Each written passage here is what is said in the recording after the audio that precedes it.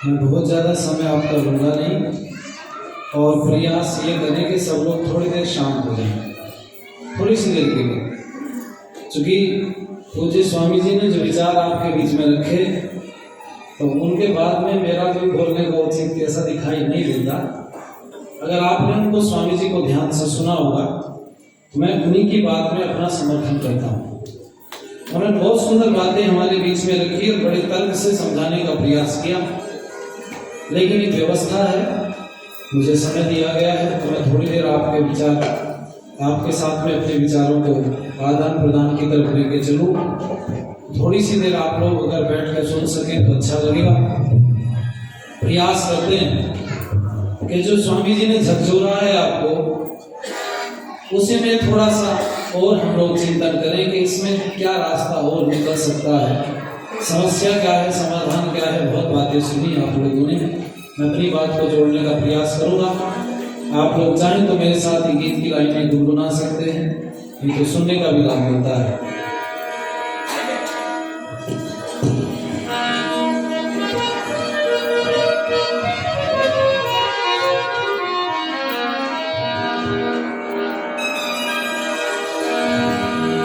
आज सब अरमान धूमिल हो गए, समझा था कि हम भी काबिल, समझा था कि हम भी काबिल हो गए। आज सब अरमान धूमिल हो गए, आज सब अरमान धूमिल हो गए, आज सब अरमान धूमिल हो गए। समझा था कि हम भी काबिल, समझा था कि हम भी काबिल हो गए। आज सब अरमान धूमिल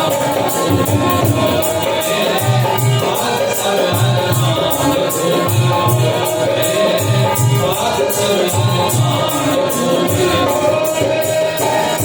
लाखों में दो चार भी ढूंढो अगर, लाखों में दो चार भी ढूंढो अगर, लाखों में दो चार भी ढूंढो अगर, लाखों में दो चार भी ढूंढो अगर, दिल में अब इंसान मुश्किल हो गए, दिल में अब इंसान मुश्किल हो गए, दिल में अब इंसान मुश्किल हो गए।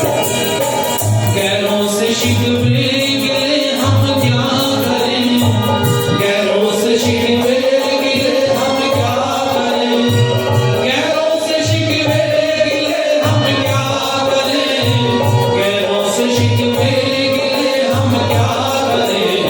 अब नहीं नादान बातिल हो गए, अब नहीं नादान बातिल हो गए, अब नहीं नादान बातिल हो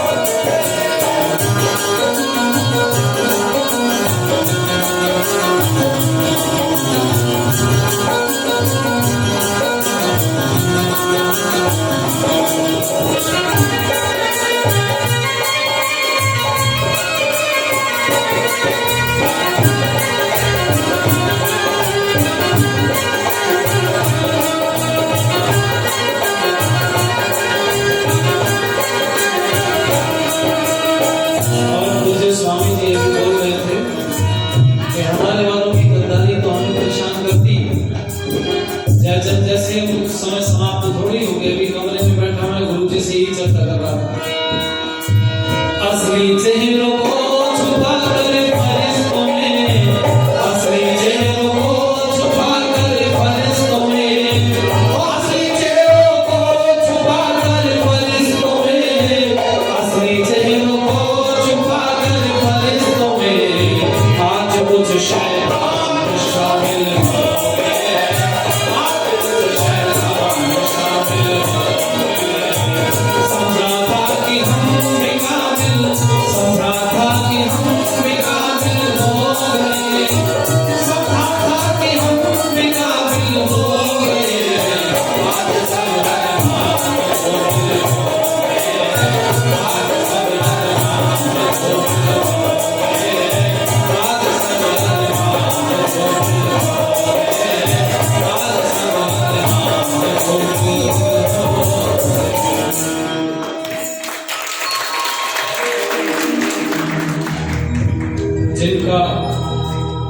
बड़ा सारगर्भित उपदेश हम सब लोगों ने सुना बड़ी तन्मयता से।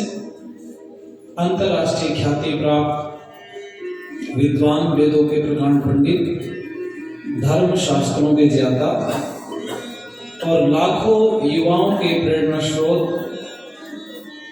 राजस्थान की भूमि से हमारे बीच में उपस्थित हुए 16 गौशालाओं का संचालन करने वाले, मध्य प्रदेश की बीजेपी सरकार में जिनके सहयोगियों की भागीदारी रही है महत्वपूर्ण, उन सबके साथी पूज्य स्वामी सच्चिदानंद सरस्वती जी और इसी मंच पर उपस्थित जिन्होंने अशोक कटारिया जैसों को आशीर्वाद दिया, आज वो किन पदों पर कहाँ पर पहुंचे, हमारे भी प्रेरणा स्रोत गुरु जी आदरणीय महात्मा कल्याण जी, अम्बाला से उपस्थित हुई जिनके बहुत सुमधुर भजन, जितने अच्छे भजन उससे अच्छा व्यवहार, जितना अच्छा व्यवहार उससे ज्यादा अच्छे संस्कार,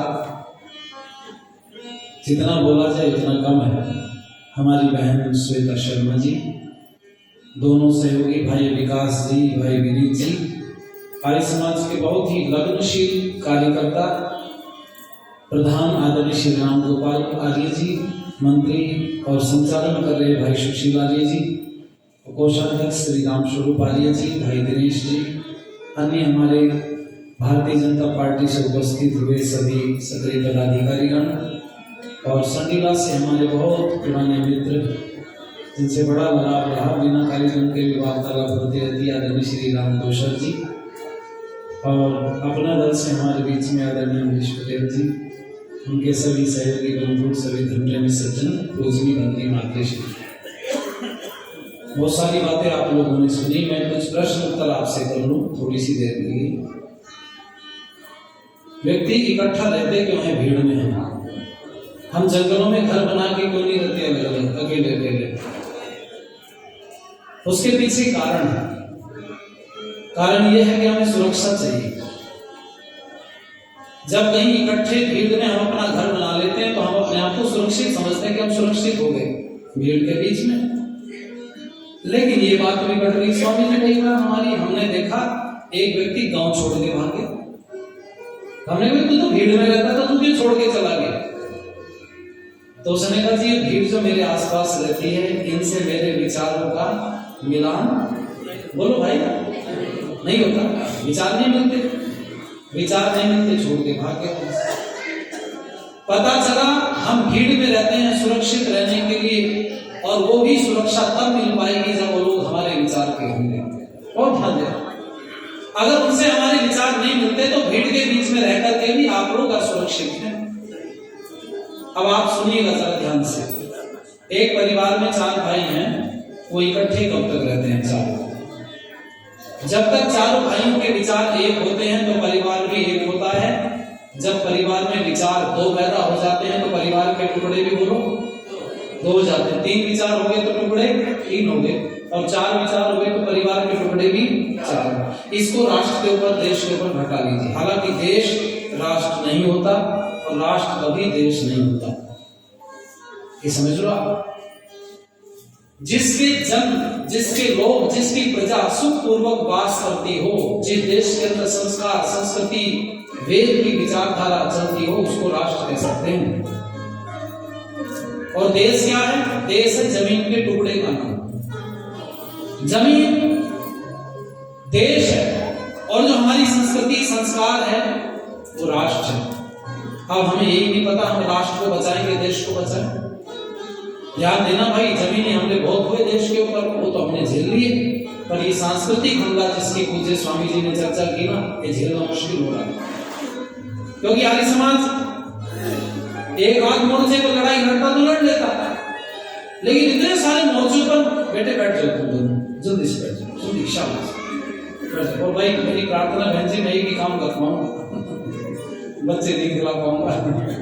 जब मैं बोलूं फिर आप दे देना, फिर इनको बच्चों को खिला दूंगा, ठीक है? तो भैया अपना लोग अपने पास बिठा लो, मेरी थोड़ी सी प्रार्थना। इसलिए ध्यान देना भाई, अगर आप विचारधारा को, राष्ट्र को बचाना चाहते हैं तो आपको विद्वान बनना पड़ेगा, और जमीन को बचाना चाहते हैं तो आपको योद्धा यानी कि कोई सैनिक बनना पड़ेगा, जो सीमा पर खड़े होकर के राष्ट्र की, देश की रक्षा कर रहे हैं।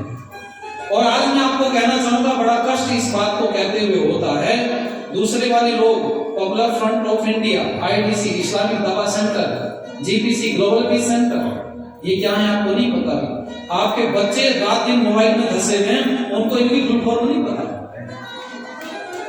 जो पिछले दिनों एक नौजवान गाजियाबाद से पकड़े गए, 2-3 नाम के पीछे गौतम लगा हुआ था, थे मुस्लिम, उन्होंने आईटीसी बनाया हुआ था, इस्लामिक दावा सेंटर। अब दावा आप समझते किसको कहते हैं? दावत समझते? दावत किसको कहते हैं भाई? वहां पे दावत है। दावत का मतलब खाना पीना नहीं होता, इस ध्यान से सुना, शब्दों को हम लोग गलत जगह प्रयोग कर रहे हैं। दावत का मतलब है इस्लाम की तरफ बुलाना, लोगों को बुलावा देना, इस्लाम की तरफ आने के लिए दावत देना, उसको दावत कहा जाता है, बुलाना। उसने खोला था Islamic Dawah centre, ITC, Umar Gautam, नाम याद आया होगा आपको, जेल चला गया तो जागीर आलम और उमर गौतम, ये 2 लोग थे। आप नहीं सोच सकते, उन्होंने 5 लाख लोगों तक अपनी पहुंच बनाई। दोनों कन्वर्टेड थे, मतलब थे हिंदू, दोनों कन्वर्ट होकर के बने, 5 लाख लोगों तक पहुंच गए। उधर मौलाना करीम सिद्दीकी अकेला व्यक्ति ग्लोबल पीस सेंटर चला करके 5 लाख हिंदुओं को कन्वर्ट कर गया, जिसको योगी जी ने अंदर डाल दिया। कितनी तेजी से कुचक्कर चल रहा है, हम अभी गफलत में सो रहे हैं। मैं तो हमारे साथियों से भी कहूंगा, जो पार्टी से जुड़े हुए हैं, उनसे मेरी एक प्रार्थना है, अगर व्यक्ति कन्वर्ट हो गया तो वो तुम्हें मर जाएगा, वोट नहीं। इस बात को गांठ बांध लो। जो लोग ये सोचते हैं कि हमारा कोई नुकसान नहीं, कोई बात नहीं, अपना तो उठना बैठना, ये तुम्हारा उठना बैठना चलता रहेगा, लेकिन जब बटन दबाने का नंबर आएगा तुम्हारे पक्ष में वोट जाने वाला नहीं, सीधी सी बात। जब भी आप अंदर एक कार्यशाला होती है तो उन सब चीजों की चर्चा करो। मैंने प्रातःकाल, हमारे माननीय विधायक जी भी थे, इस क्षेत्र के गणमान्य व्यक्ति हैं, मैंने उनसे प्रार्थना की थी, जब आपके प्रधानमंत्री माथे पर पूरा चंदन लगा करके वहां पर मंत्रों का पाठ कर सकते हैं, मंदिर में पूजा कर सकते हैं, तो आप लोगों के सर पे चोटी नहीं आ सकती क्या? वापस बोलो, अरे बोलो, आनी चाहिए कि नहीं? हमें शर्म लग रही है। जिन मुगलों ने चोटियां काट दी, जनेऊ काट दिए, जनेऊ जला जला करके हमाम गर्म करके पानी लाए, उस समय तो दबे गुजरे थे, परेशानी थी, राजा बदला हुआ था, आज तो कोई समस्या नहीं।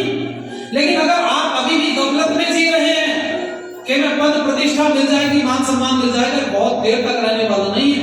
ये कुंभ का मेला भी नहीं, कुंभ का मेला तो 12 साल में आता है, तो 5 साल में से उतरता चलता है। ऐसी तैयारी करो जो आने के बाद में वापस जाना ना पड़े। और वो तैयारी कब हो सकती है? जब संकल्प मजबूत होगा, इन विषयों पर चर्चा होगी।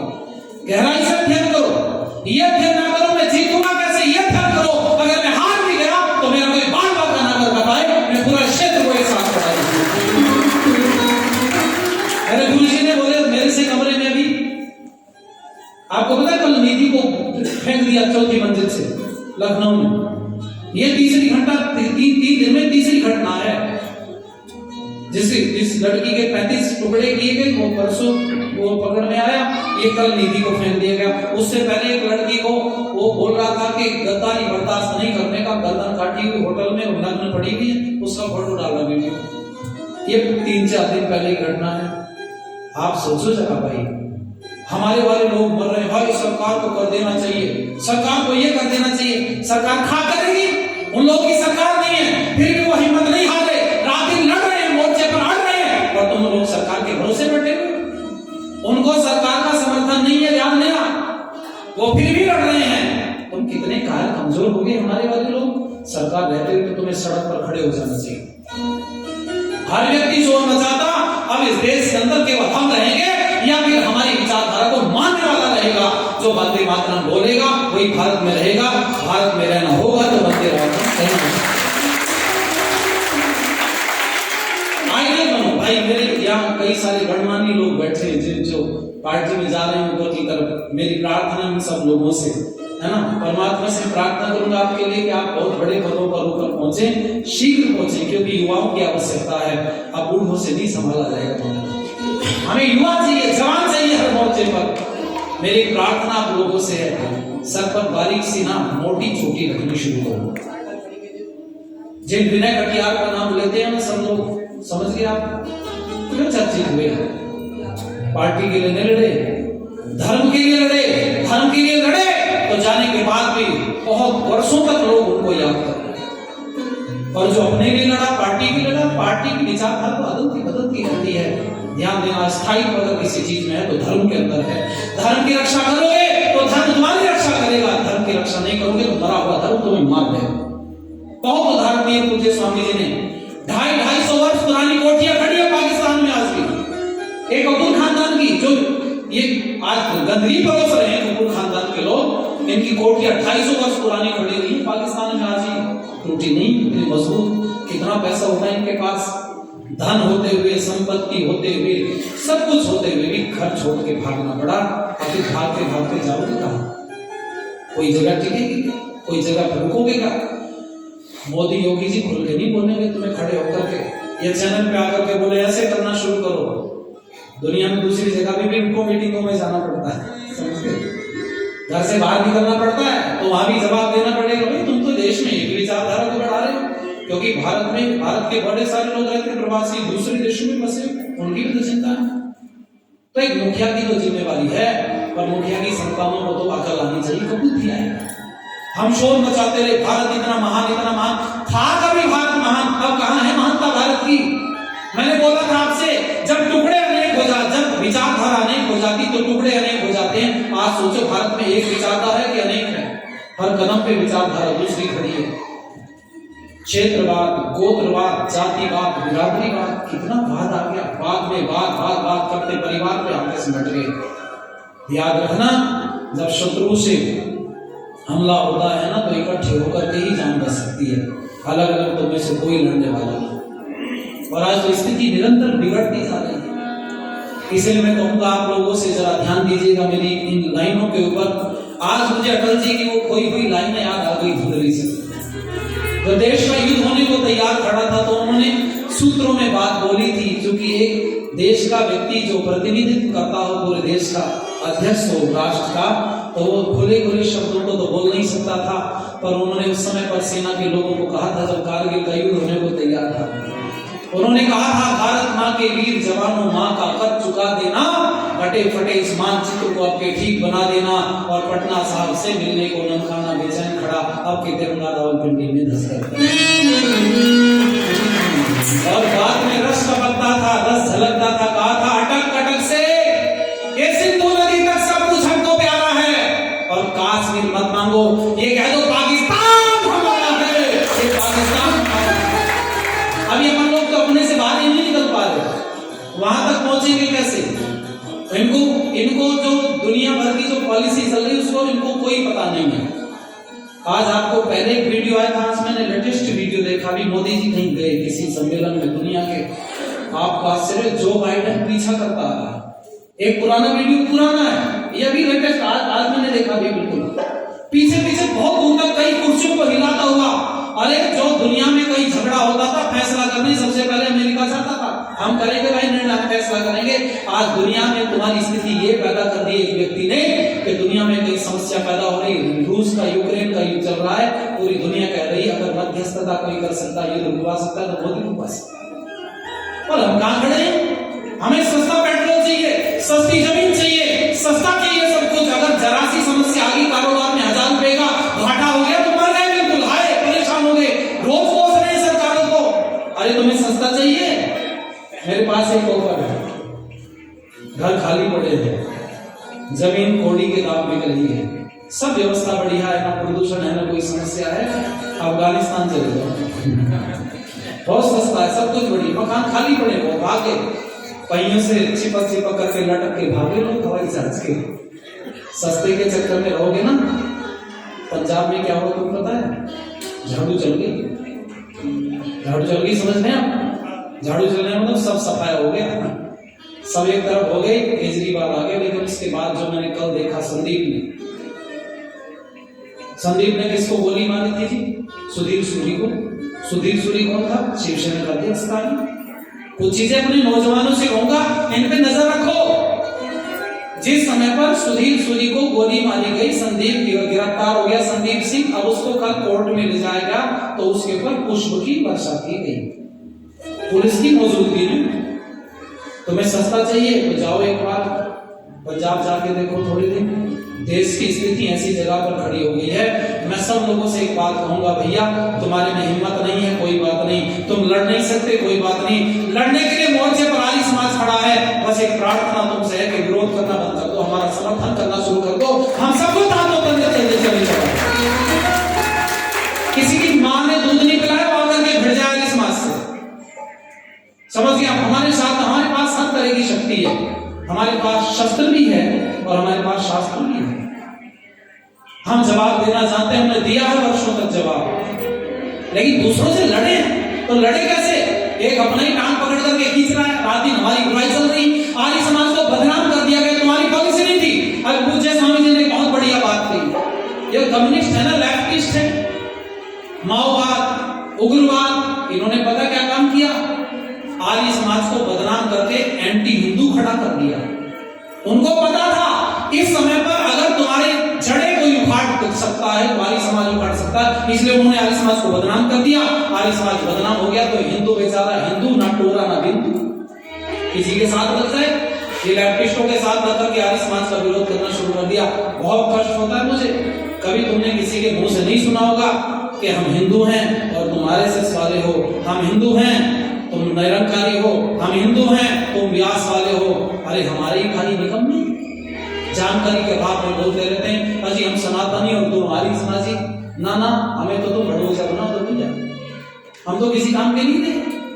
जिसने देश आजाद कराया, 7,32,000 लोग जिसके बलिदान हो गए हो, देश की जेलों में 50% आर्य समाजी रहे हों, वो आर्य समाज की स्थिति आज ये हो गई है कि हमें शोर मचा के आज अपने ऊपर लगा कीचड़ ढोना पड़ रहा है। अरे भैया हमने कभी मूर्ति पूजा का विरोध नहीं किया, हमने हिंदू का विरोध नहीं किया, हम तो तुम्हें अकल बताने वाले, ठीक रास्ते पर लाने वाले लोग थे।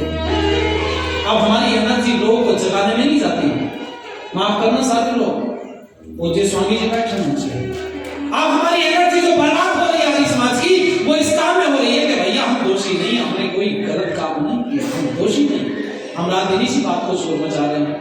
पर ध्यान देना है, गीत की लाइन में सुनो, बुलबुलों गर तुम्हारा चमन लुट गया, आशियाना बना के आ जाओगे,